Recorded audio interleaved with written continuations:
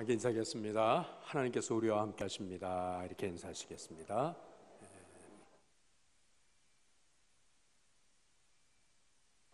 하나님의 은혜로 부족한 종이 목사 안수 받은 지가 32년이 지나가고 또 진광교회를 섬긴 지가 올해로 25년째 되고 있습니다.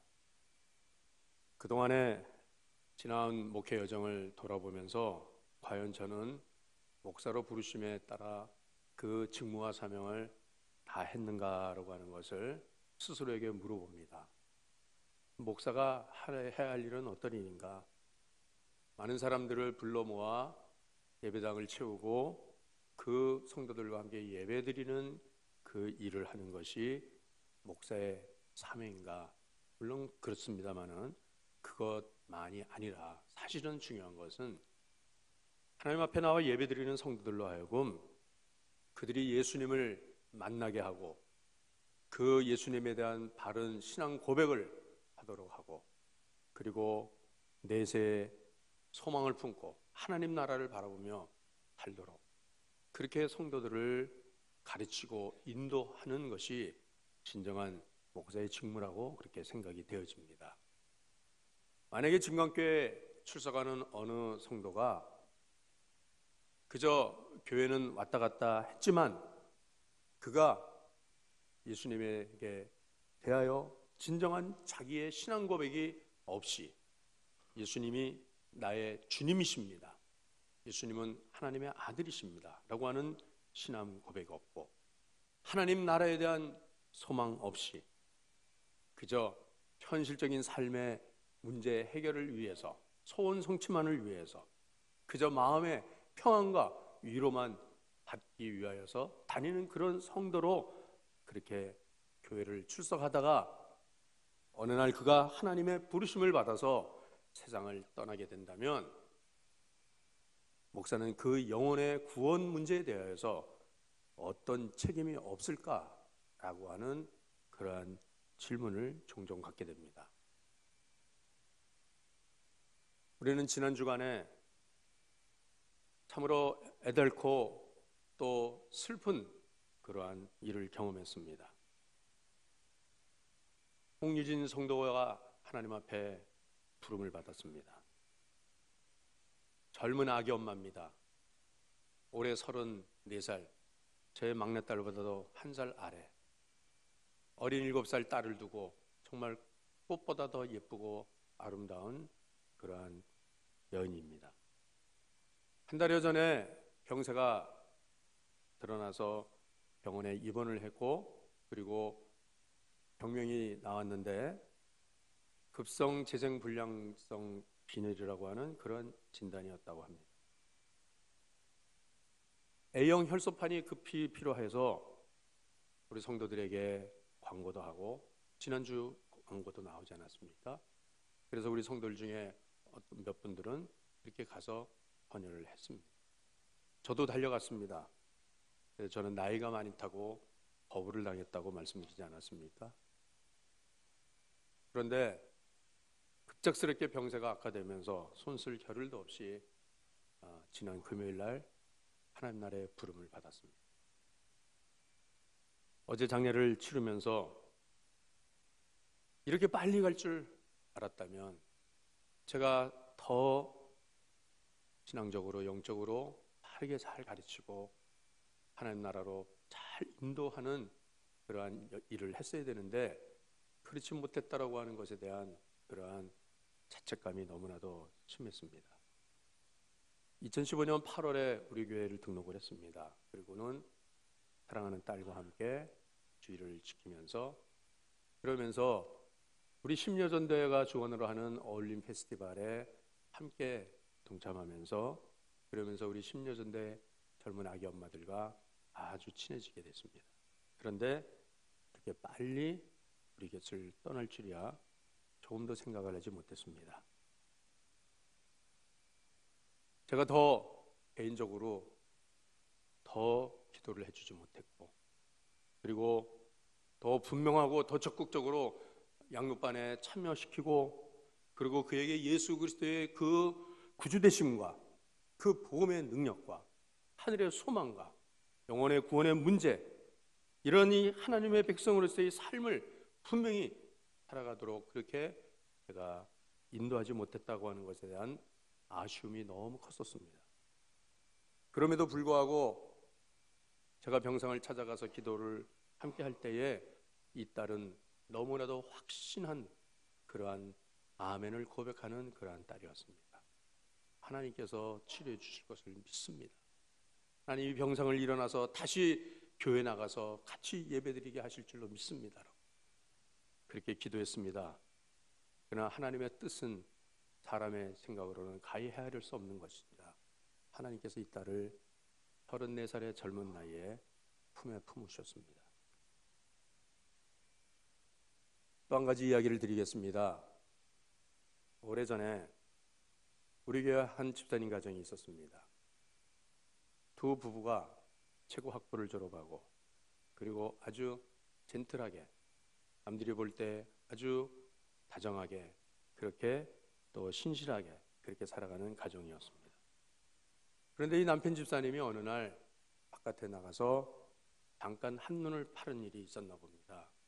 그 일로 인해서 부부간의 애정에 금이 가기 시작했고 가정에 갈등이 생기기 시작했습니다. 그리고 또 남편의 사업도 부진하게 되어 이제 부도까지 맞게 되고 하는 그런 상황에 이르게 되었을 때에 어느 날 그 남편 집사님이 가출을 했다고 하는 소식을 들었습니다. 소식이 두절이 됐습니다. 이곳저곳을 찾아봐도 도무지 어디에 있는지 알 수가 없다고 하는 그러한 연락을 받았습니다. 기도하는 중에 여러 날 지난 후에 경찰서로부터 연락이 왔답니다. 저 파주 어느 시골 논두렁에서 농약을 마시고 음독을 하고 자살한 시신으로 남편의 시신이 발견이 되었다는 것입니다. 목사로서 그 소식을 듣고 너무나도 마음이 자책이 들었습니다.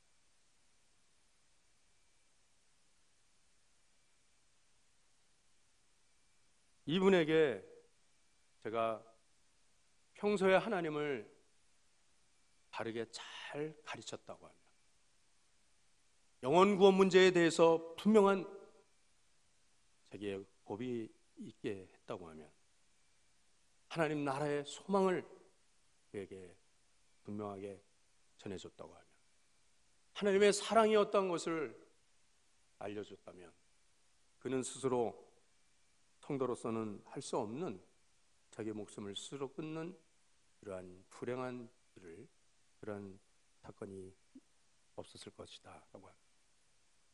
저의 탓이라고, 목사의 탓이라고. 장례를 집례하면서 목사가 할 일은 단지 장례만 집례하면 되는 것입니다. 얼마 전에 대통령이 그랬다면서요.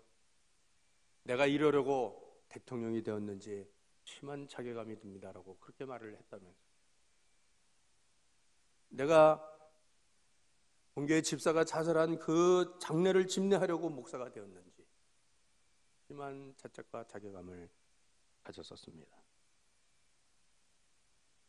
오늘 목사가 성도들을 섬기고 성도들을 위하여 기도해야 되는 것들은, 여러분들 가정에 무슨 사업이 번창해서 돈을 많이 버는 그런 사람이 되게 해달라고, 혹은 자녀들이 만사형통하는 자녀들이 되게 하시고 질병을 치유하게 주시고, 그리고 모든 소원하는 것들을 하나님이 도와주셔서 평안하게 잘 살게 행복하게 사는 그런 성도들이 되게 해달라고 그렇게 하나님께 기도하는 그것보다 더 먼저 돼야 할 일은 영혼 구원의 문제를 우리 성도들이 영적인 성도들로 살아갈 수 있도록 가르치고 지도하고, 그렇게 성도들에게 하늘의 소망을, 천국 복음을 바르게 가르치는 것이야말로 목사의 진정한 직무라고, 그런 사명이라고 그렇게 생각이 되어집니다.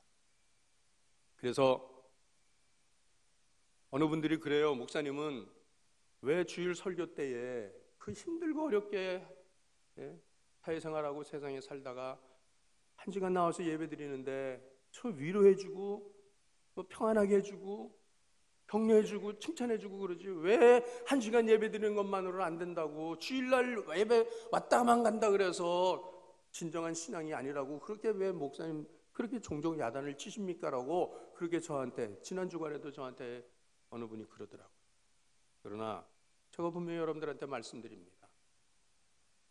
물론 예배 드리는 삶을 살아야 됩니다만은, 그러나 이 예배가 그냥 종교적 감정만 충족시키는 예배가 된다고 하면 정말 하나님을 알지 못하고 그저 여러분들이 마음의 위로나 평안만 얻고 그냥 이 자리에 오셔서 그저 1시간 좋은 말씀 들었다 하고만 돌아간다고 하면 목사는 하나님 앞에서의 자기의 직무를 다하지 못하는 것이다. 반드시 영적으로 깨우쳐주는 영적인 삶을 살아가는 성도로서 목사는 우리 성도들을 가르쳐야 되는 것이고 그 길을 인도해야 한다는 것이 그저 분명한 저의 사명이라고 하는 거 저는 알고 있습니다. 그래서 매번 설교할 때마다 여러분들 지금보다 더 영적으로 더 여러분들은 깊이 가야 됩니다. 더 하나님 나라를 볼 수 있는 영의 눈이 떠져야 됩니다. 이렇게 잠깐 늘 그렇게 말씀드리지 않습니까? 오늘 이 본문의 말씀도 바울 사도께서 로마의 옥중에 갇힌 가운데 에베소 교회 성도들에게 보낸 편지의 말씀인데, 이 에베소에서 3년 동안 바울 사도는 눈물로 그 에베소 교회 성도들을 양육하고 그 교회를 개척했습니다. 그리고 그 에베소 교회를 떠났습니다. 그리고 이제 사도가 그 사역의 말년에 로마의 옥중에 갇혀서 에베소 교회 성도들을 위해서 기도하며 그 성도들을 권면할 때 그때에 보낸 이 편지가 오늘 본문의 말씀인 것입니다. 우리 16절 말씀 한번 읽겠습니다. 본문의 1장 에베소 1장 16절 말씀, 자 함께 읽겠습니다. 시작. 내가 기도할 때에 기억하며 너희로 말미암아 감사기를 그치지 아니하고. 아멘. 에베소 교회 성도들을 기억할 때마다 이것은 무엇인가? 기도할 때마다 기억한다는 것입니다. 그래서 내가 기도할 때마다 여러분들을 기억하고 하나님께 내가 기도합니다. 그리고 여러분들을 위해서 기도할 때마다 나는 하나님께 감사합니다라고 그렇게 지금 에베소 교회 성도들에게 이 편지를 보내고 있는 거예요. 여러분, 이 편지를 받아본 에베소 교회 성도들이 얼마나 감격했겠습니까? 이 사도의 이 사랑을 절들이 느끼지 않겠습니까? 그 어려운 감옥 생활에서도 이 성도들을 사랑하고 성도들을 기억하고 그 성도들에게 감사한다고 하는 이 말씀이, 여러분, 목회자가 기도해 주는 성도, 행복한 성도입니다. 기도할 때마다 잊지 않고 기도해 줄 수 있는 이런 성도.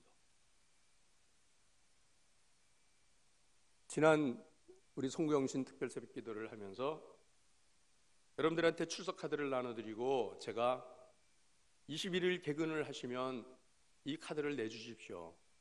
그 카드 뒷면에는 2016년도의 기도응답에 대한 감사, 2017년도 하나님께 기도하는 기도의 제목 이렇게 적어서 내주시면 담임 목사가 1년 동안 그 기도 카드를 가지고 기도해 드리겠습니다 했죠. 네. 그래서 새벽에 열심히 특세를 하면서 그렇게 해서 개근을 하고 또 한 주간 더 연장을 제가 시간을 줘서 하여튼 지난 이번 주까지 해서 21일을 이 기한을 이렇게 채워서 저한테 카드를 주신 분들이 오늘 아침까지 몇 명이냐면 42명입니다. 그러니까 진광교회 이 성도들 가운데서 나는 목사님이 1년 동안 우리 가정의 기도의 제목 나를 위해서 기도해 주시기를 바랍니다라고 해서 이 기도 카드를 내신 분들은 42명이다 라고 하면 저는 분명히 그분들을 위해서 저는 기도합니다. 여러분들의 기도 카드를 꺼내놓고 이름을 보고 기도 제목을 가지고 제가 기도를 합니다. 그러면 다른 분들은, 다른 성도들은 어떤 성도들일까요? 목사님 뭐 내 사정 알 것 같고요, 목사님 뭐 나 위해서 기도 안 해도 되겠어요 라고 그렇게 하는 것은 아니겠죠. 어쩌나 제가 여러분들이 일일이 한 분 한 분을 다 케어하지 못하기 때문에 한 분 한 분들의 영적인 상태를 제가 파악하고 여러분들의 그 심령을 위해서 기도하는 이러한 삶을 다 임하는 성도들을 제가 어떻게 합니까? 그렇기 때문에 이런 기회를 인하여서 여러분들이 더 기도하면서 그 목사의 기도 안에 들어오는 성도들이 된다고 하면 그것이야말로 진정한 목양의 관계가 되어지는 것이라고 그렇게 생각됩니다. 그리고 성도들을 위해서 기도할 때마다 그 성도로 인해서 하나님께 감사하는 성도가 된다고 하면, 하나님, 아무개 같은 집사님, 아무개 같은 권사님, 장로님, 우리 교회 부족한 종에게 동역자로 보내주셔서 이렇게 함께 교회를 섬길 수 있게 해주신 것 하나님 감사합니다. 감사하는 성도가, 여러분 그런 성도가 행복한 성도가 되겠죠. 그러나 어떤 성도, 그 성도만 생각하면 마음이 답답해져. 바위덩어리로 확 누른 것 같아. 어떻게 저런 성도를, 목사가 한숨을 쉴 수밖에 없는 그런 성도로 기억된다면 그는 얼마나 불행한 사람입니까? 기왕의 믿음 생활을 한다고 하면 오늘 이 예배를 함께 드리는 우리 진광의 가족 여러분들은 목회자가 기도해 주는 성도, 목회자가 하나님께 감사하는 성도로 살아가실 수 있기를 주의 이름으로 축원합니다. 오늘 이 본문의 말씀은 바울 사도께서 에베소 교회 성도들을 위하여 기도하면서 하나님께 감사하면서 하나님, 이 성도들이 이런 성도들이 되기를 원합니다라고 하는 그들을 위한 기도의 제목이었습니다. 그 기도의 제목은 첫 번째로는 에베소 교회 성도들은 하나님을 아는 성도들이 되게 하여 주옵소서라고 그렇게 기도합니다. 우리 17절 말씀 한번 읽겠습니다. 자, 17절 말씀 시작. 우리 주 예수 그리스도의 하나님 영광의 아버지께서 지혜와 계시의 영을 너희에게 주사 하나님을 알게 하시고, 아멘, 하나님을 알게 하시고. 사도 바울이 사랑하는 에베소 교회 성도들을 위하여 간구한 것은 저들이 재물을 위한 것도 아니고 저들의 명예나 건강이나 그 어떤 세상적인 삶이 더 풍성히 넉넉하게 해달라고 그렇게 구한 것이 아니라 저들이 예수 그리스도를 하나님을 더 잘 아는 성도가 되게 하여 주옵소서, 하나님을 알게 하여 주옵소서라고 그렇게 기도했습니다. 하나님을 안다라고 하는 뜻은 무엇일까요? 하나님을 안다. 안다라고 하는 것은 어떤 지적인 그러한 그 지식을 말하는 게 아닙니다. 머리로 하는 게 아닙니다. 무엇입니까? 마음으로 하는 것입니다. 마음으로.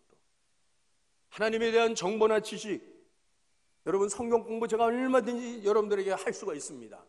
성경을 그냥 지식으로, 학문으로 얼마든지 배울 수가 있습니다. 그러나 하나님은 머리로서 아는 것이 아니라 하나님은 가슴으로 아는 것이고 마음으로 아는 것이어야 되는 것입니다. 그것은 무엇이냐면 하나님을 관계와 경험을 통해서 일대일의 관계가 되어 그 사랑의 관계가 바로 하나님을 안다라고 그렇게 말하는 것이에요. 성경에서 안다라고 하는 단어는 체득한다는 것입니다. 체험한다는 것이에요. 성경에 안다는 단어가 처음 나온 것이 창세기 4장 1절 말씀인데, 아담이 그의 아내 하와와 동침함에 하와가 임신하여 가인을 낳고라고 하는 이 하와와 동침함에라고 하는 이 단어가 히브리어로 야다라고 해서 안다라고 하는 뜻으로 나와있어요. 안다. 남자가 여자를 안다. 남편이 아내를 알고 아내가 남편을 안다는 것은 그냥 다른 모든 사람들도 아는 것처럼 아는 게 아니라 남녀가 동침을 해서 서로 깊이 안다는 것입니다. 하나님과 체험적으로 하나님과 1대1의 관계로 하나님을 아는 것이, 그것이 우리의 신앙의 가장 기본이라는 것이에요. 이게 가장 근본이 되어야 되는 것이에요. 여러분은 어떻게 하나님을 알고 계십니까? 나는 성경 말씀 잘 알아요. 그렇다고 해서 하나님 아는 걸까요?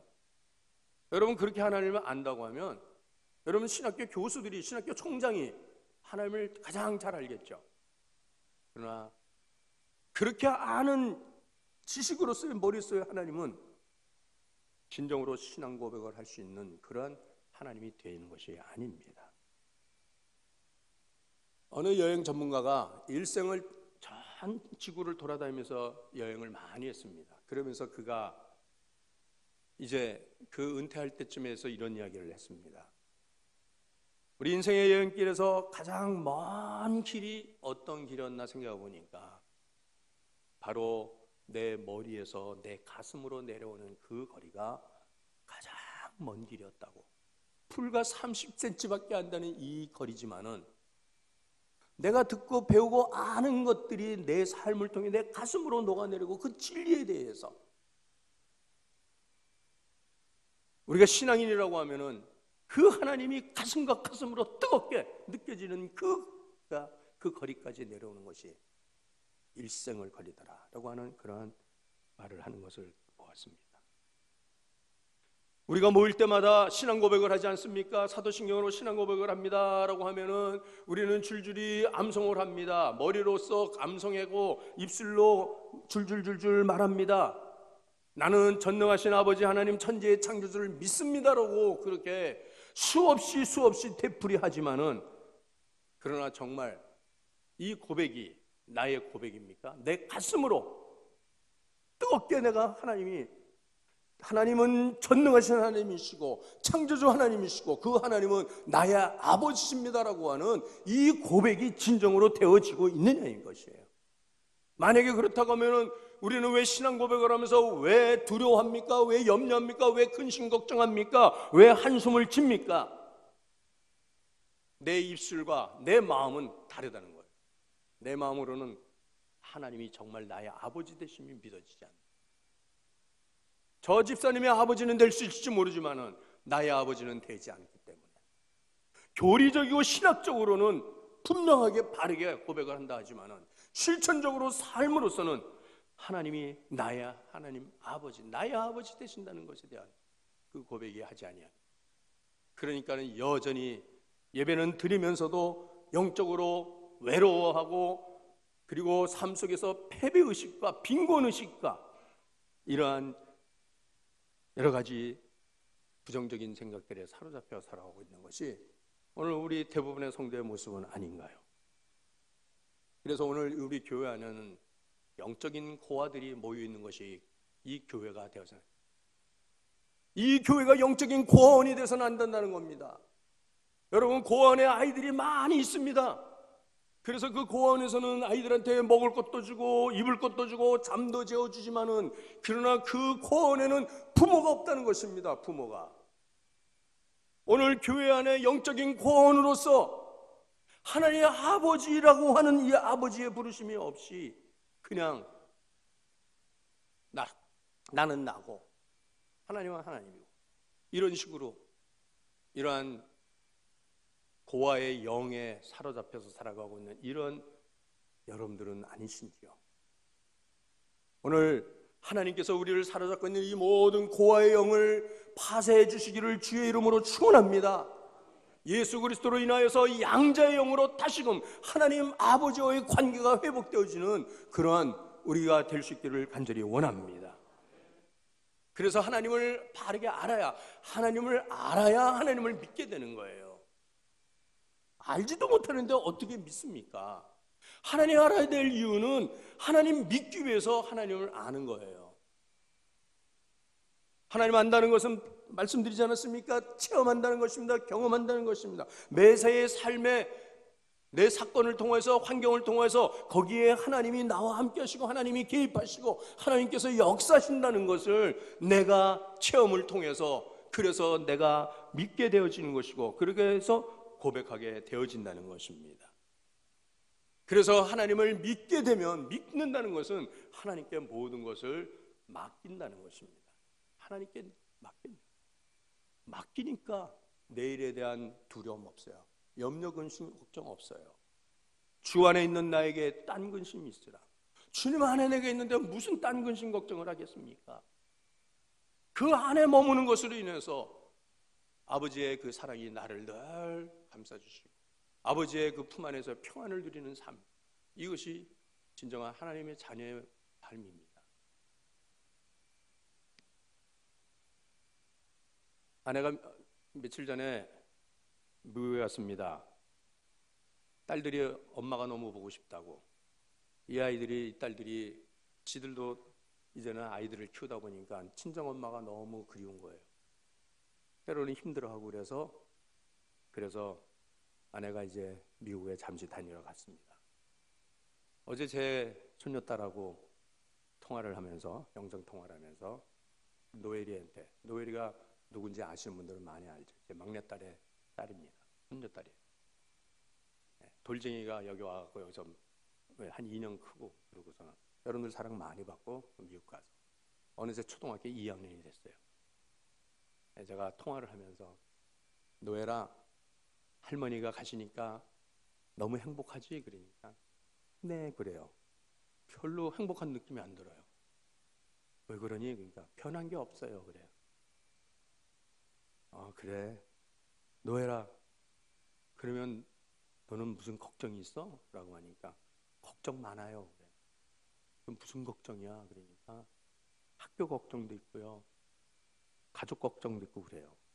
초등학교 2학년짜리가 학교 걱정? 무슨 학교 걱정이야? 그러니까 공부하는 게 걱정돼? 그러니까 아니요, 할아버지, 우리 반에요 아무개가 있는데요, 이 아이들이 이제 남자아이들이 이제 이름을 대는 거예요. 그러면서 이 아이들이요, 나를 좋아해요. 근데 내가 누구를 가까이 해야 할지 그게 너무 힘들어요. 두 친구를 다 가까이는 못 하잖아요. 얘가 벌써 누구를 선택을 해야 될까 고민을 하는 거예요. 네. 한숨을 쉬면서, 네가 많이 자랐구나. 이젠 네가 스스로 독립하기 시작하는구나. 전에는 할머니만 있으면 그렇게 행복했던 애가. 여러분, 우리가 하나님 앞에서 내 스스로 내가 세상을 살아가고 내 모든 일들을 내가 스스로 판단하고 결정하고 선택하고 한다라고 할 때는 하나님이 있으나 마나 하는 거예요. 하나님 계셔도 행복함이 없어요. 어차피 신앙은 내가 하나님 앞에서 스스로 결정하는 거다라고 하는 것이, 그것은 신앙이 아니에요. 하나님께 맡기는 거예요. 하나님께 의탁하는 거예요. 하나님 해결해 주세요. 하나님께서 인도해 주세요.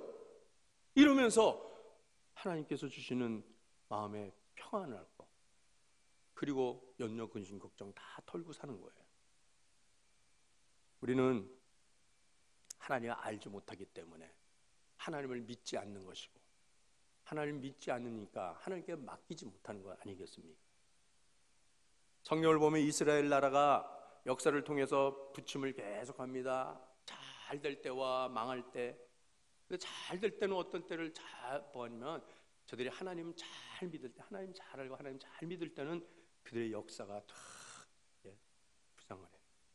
그러나 저들의 그 역사가 멸망으로 치달을 때를 보면은 그 멸망의 원인이 무슨 정치, 국방, 경제, 무슨 뭐 외교, 도덕, 윤리 이런 문제가 아니라 하나님을 알지 못하고 하나님을 떠남으로 인해서, 그러면서 저들이 멸망의 길로 들어가더라는 거예요. 하나님을 알지 못하면 망한다는 거예요. 우리 호세아서의 말씀을 한번 같이 읽겠습니다. 호세아서 4장 6절 말씀인데 함께 읽겠습니다. 시작. 내 백성이 지식이 없으므로 망하는도다. 내가 지식을 버렸으니 나도 너를 버려 내 제사장이 되지 못하게 할 것이요, 내가 내 하나님의 율법을 잊었으니 나도 내 자녀들을 잃어버리리라. 아멘. 내 백성이 지식이 없으므로 망하는도다. 이 지식이 무슨 지식입니까? 세상에서 석박사 학위를 받는 지식입니까? 하나님을 아는 지식이 없을 때 망하고 만다는 것입니다. 그러므로 우리는 하나님을 알아야 됩니다. 하나님을 힘써 알아야 됩니다.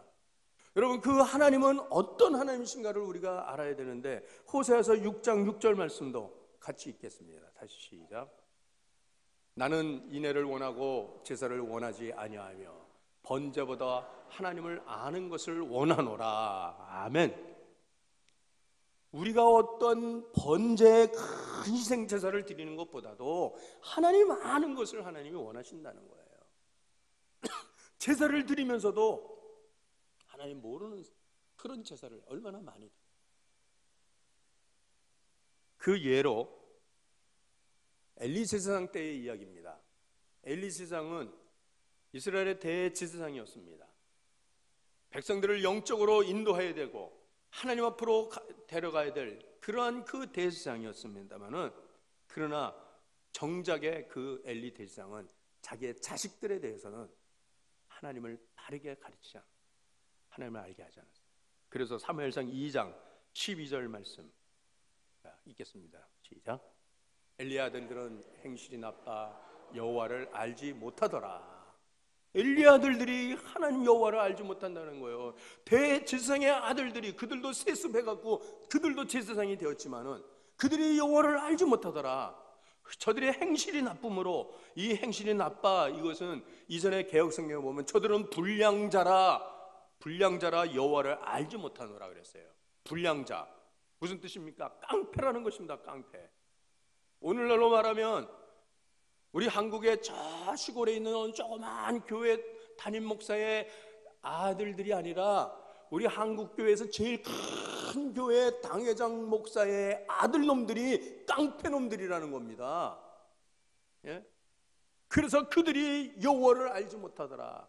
그래서 그들이 하는 짓이 뭡니까? 하나님 앞에 드리는 제사를 멸시합니다. 하나님 앞에 드리는 제물을 하나님 앞에 드리기 전에 먼저 가서 그 제물을 꺼내다 먹고 성전에서 수송되는 여인들과 간통을 하고 이런 악행을 범할 때, 그럴 때 하나님께서는 사무엘상 2장 25절에 여호와께서 그들을 죽이시기로 뜻을 정했다. 죽이죠. 하나님께서 이놈들 죽여야 되겠다. 그래서 결국은 사무엘상 2장 36절에 홈리와 비느하스 두 아들을 한날에 하나님께서 죽이시겠다고 그렇게 하시고, 사무엘상 4장 11절에 블레셋과의 전투에 두 아들이 여호와의 궤를 이끌고 병사들을 이끌고 전쟁에 나갔지만 하나님께서 그 전쟁에서 이 홈리와 비느하스를 한날 한 곳에서 거꾸로 치지 않습니까? 죽이지 않습니까? 예배 전문가입니다. 이들은 교회의 모든 것에 대해서 아주 세련되게 예배를 집례하고 그런 자들이었으나 하나님을 알지 못한다는 거예요. 하나님 알지 못하는 건 하나님을 멸시했다는 겁니다. 하나님을 무시했다는 것입니다. 하나님은 그냥 제사 드릴 때만 있는 하나님이라고 생각해요. 아니, 하나님의 천전 존재 자체 부정하는 그런 자들 하나님 죽여버리셨다. 얼마나 두려운 말씀이에요. 여러분, 교회를 다닌다 하면서도 하나님께서 죽이시기로 작정한 그런 사람이 있다고 하면 여러분 어떻게 하시겠습니까? 담임 목사는 이에 대해서 책임 없습니까? 그렇기 때문에 제가 여러분들에게 다시 한번 권면해 드립니다. 여러분들 하나님을 아셔야 됩니다. 힘써 하셔야 됩니다. 요한복음 17장 3절 말씀에 영생은 곧 유일하신 참 하나님과 그의 보내신 자 예수 그리스도를 아는 것이니라 라고 말씀하십니다. 여러분, 예수 그리스도를 나의 구주로 영접하고 예수 그리스도를 나의 주님으로 믿고 그 주님을 따르는 삶이야말로 이것이 영원한 삶, 영생을 얻는 길이라고 했습니다. 영생을 얻는 길.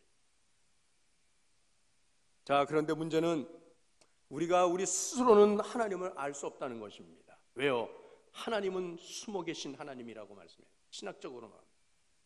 그래서 그 숨어 계신 하나님이 하나님을 찾는 자들에게 하나님께서는 보여주셔야 된다는 것입니다. 이것이 바로 계시하시는 하나님이시라는 거예요.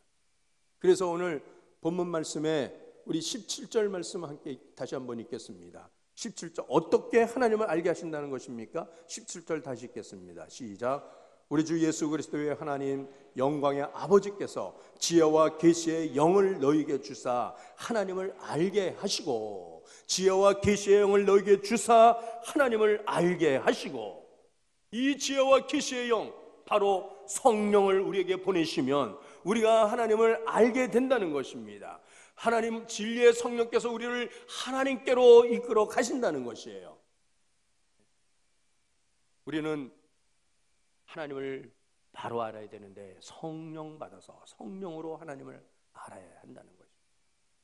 성령 받지 않고는 도무지 하나님을 알 수가 없어요. 그래서 사람들은 잘못된 것에다가 이게 하나님인 거니 하고 거기다가 숭배하고 거기다 절을 합니다. 제가 엊그저께도 망우공원을 제가 운동을 하면서 한 바퀴를 도는데 거기 입구에 가다 보면은 이 돌무대기를 쫙 쌓아 올려 갖고 무슨 뭐 국민 강령탑이래나 뭐래나 뭐 그런 게 있더라고.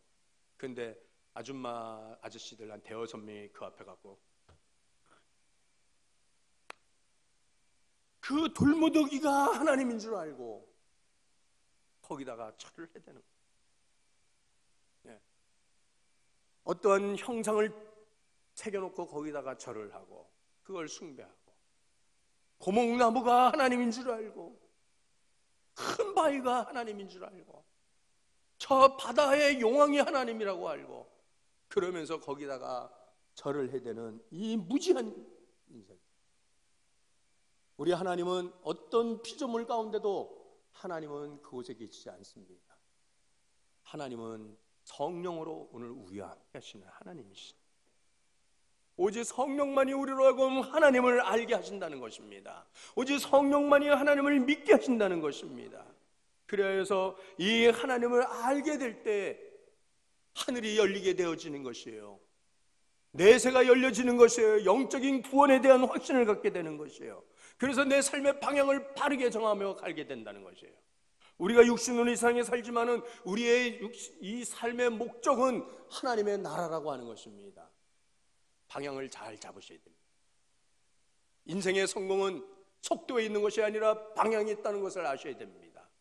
내가 어떤 방향을 향하여 바르게 가는 것이냐, 하나님 나라를 향하여 바르게 살아가야 하는 것이지 세상의 것을 향하여서 여러분들 아무리 고속 승진을 해보세요.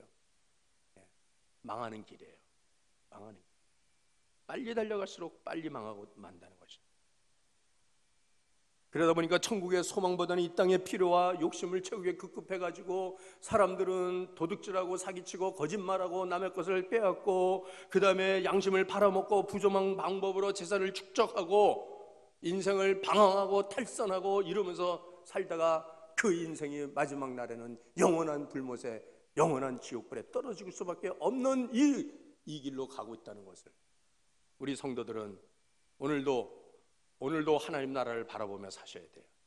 오늘 죽어도 하나님 나라를 내가 갑니다라고 하는 이 분명한 구원의 확신을 가지고 살아야 할 줄로 믿습니다. 그러기 위해서 두 번째로 어떻게 해야 됩니까? 우리의 마음의 눈이 열려야 되는 것, 마음의 눈이 떠져야 된다는 것입니다. 바로 18절 말씀인데요. 18절 말씀 읽겠습니다. 자, 18절 시작. 너희 마음의 눈을 밝히사 그의 부르심의 소망이 무엇이며 성도 안에서 그 기업의 영광의 풍성함이 무엇이며 19절 그의 힘의 위력으로 역사하심을 따라 믿는 우리에게 베푸신 능력의 지극히 크심이 어떠한 것을 너희로 알게 하시기를 구하노라. 아멘. 바울이 에베소 교회 성도들을 위해서 기도한 두 번째 간구는 하나님 저들의 마음의 눈을 밝혀 주옵소서라고 하는, 마음의 눈을 열어 주시옵소서라고 하는 거예요. 여러분, 이 마음의 눈이 열려야 하나님을 바로 보게 되는 것이고, 그래야 내 남은 삶을 내가 어떻게 살아갈 것인가라고 하는 것을 바로 알게 된다는 것이에요. 마음의 눈이 떠지면 첫 번째로는 하나님의 부르심의 소망을 알게 된다는 것입니다. 오늘 하나님께서 나를 여기에 부르셨다라고 하는 것, 부르심의 소망이 무엇인지 자기의 정체성을 분명히 알아요. 여러분, 저는 목사로 하나님이 부르셨기 때문에 나는 목사다라고 하는 정체성을 잃지 아니하고 목사답게 살려고 노력을 하는 거 아니겠습니까? 내가 누구라고 하는 것을 모르면 사람들은 이 길로 갔다 저 길로 갔다 갈자로 하면서 방황을 합니다. 탈선하고 타락하고 범죄하고, 나는 목사다, 나는 진광교회 셀리더다, 나는 찬양대원이다, 나는 교학교 성도다, 나는 거룩히 구별된 하나님의 백성이다라고 하는 이 부르심의 소망을 날마다 인식하며 살아가는 우리 모두가 되어주시기를 바랍니다. 두 번째로는 하나님의 자녀들에게 주시는 그 기업의 풍성함이 어떠한 것을 안다는 것입니다. 하나님 나라의 부유함을 안다는 것이에요. 여러분, 우리는 그냥 돈 몇 푼 가지고서 우리가 가지고 있는 뭐 재물 조금 가지고 나는 가난해, 나는 뭐 이런 말 할 필요가 없는 거예요. 우리 아버지 하나님 얼마나 부유하신 하나님이야. 하나님 나라의 그 풍성한 기업이 우리에게 주신 것이 있다고 하면 우리는 날마다 부유하고 풍성한 널넉한 삶을 우리는 스스로 살아갈 수 있는 거예요. 하나님이 우리의 기업이 되어주신 줄로 믿습니다. 예레미야는 예레미야 애가 3장 24절에 이렇게 말합니다. 한번 띄우세요. 시작.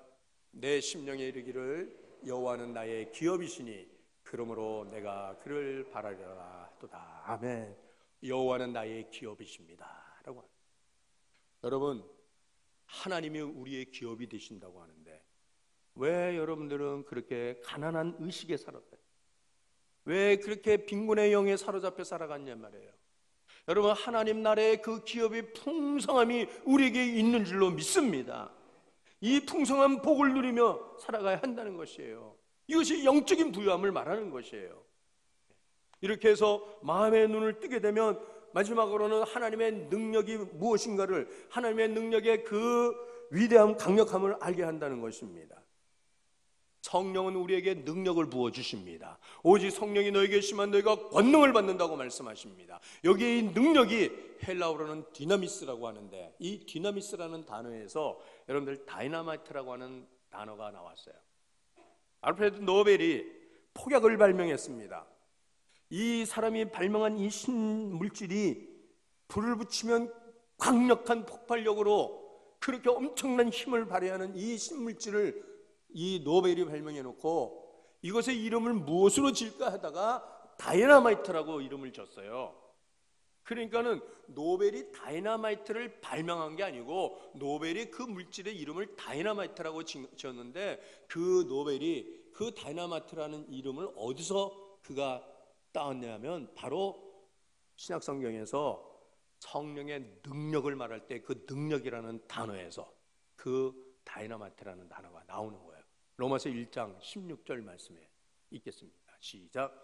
내가 복음을 부끄러워하지 아니하노니 이 복음은 모든 믿는 자에게 구원을 주시는 하나님의 능력이 됨이라. 먼저는 유대인에게요 그리고 헬라인에게로다. 복음의 능력이라는 것입니다. 복음의 능력. 복음의 능력. 여러분, 복음은 능력인 것입니다. 이 복음이 내 삶을 지배하고 이 복음이 내 안에서 능력으로 역사하는 것, 이 능력이라고 하는 복음의 능력, 이 능력이 바로 디나미스라고 이렇게 단어가 나요. 디나미스에서 다이나마이트라고 하는 단어가 거기서 나온 것입니다. 그렇다고 하면 여러분, 우리는 우리 성도의 삶은 내 힘으로 살아가는 것이 아니고 내 능력으로 살아가는 것이 아니라 나와 함께 하시는 성령의 능력으로 살아가는 줄로 믿습니다. 성령이 내 안에 거할 때 성령께서 폭발적인 힘을 불어넣어. 폭발적으로. 나비와 나방은 모양새가 거의 비슷하잖아요. 나방인지 나비인지 잘 모르잖아요. 그런데 나비는 그 날개빛이 아주 밝잖아요. 찬란하게 예쁘잖아요. 근데 나방은 날개빛이 충충하잖아요. 그리고 나비는 날 때 얼마나 팔랑팔랑 아주 얼마나 경쾌하게 잘 날려요. 근데 나방은 어떻게 날려요? 푸드툭 날르다가 나무에도 붕 부딪히고 푸드툭 날르다가 땅에도 톡 떨어지고 그래요. 왜 그럴까? 그거는 파워가, 힘이 어디서 나오느냐, 그 힘의 근원의 차이예요. 나비는 솔라 에너지입니다. 태양빛을 받아갖고 그 태양빛으로 나비는 날라요. 어디든지 가고 싶은 데 다 가요. 그러나 나방은 솔라 에너지가 없어요. 자기가 먹어갖고 자기 에너지를 자기 힘으로 날라야 되기 때문에 퍼덕퍼덕 되다가 떨어지고 퍼덕퍼덕 되다가 떨어집니다. 여러분, 하나님의 성령의 능력으로 살아가시기를 주의 이름으로 축원합니다. 여러분, 우리는 날마다 하늘을 바라보면서 살아야 되는 거예요. 하나님으로부터 공급되어지는 성령의 능력이 나로 하여금 내 삶을 얼마나 내가 그것에 매이지 아니하고 얼마든지 그것을 극복하면서 나비처럼 날아오를 수 있다는 것입니다. 오늘 우리는 하나님께서 어떤 성도로 살아가야 될 것인가를 우리에게 말씀하십니다. 하나님을 아는 성도가 되시길 바랍니다. 그러기 위해서는 지혜와 계시의 영을 하나님 저에게 허락하여 주시옵소서. 그래서 하나님, 날마다 나의 영의 눈이 더욱더 밝게 떠게 하여 주시어 나에게 부르신 소망이 무엇이며 또한 나로 하여금 그 기업의 풍성함을 알아서 하나님의 공급하신 능력으로 하나님 살게 하여 주옵소서. 우리 말씀 가지고 우리 함께 이 시간에 함께 기도하시겠습니다. 사랑의 하나님 아버지,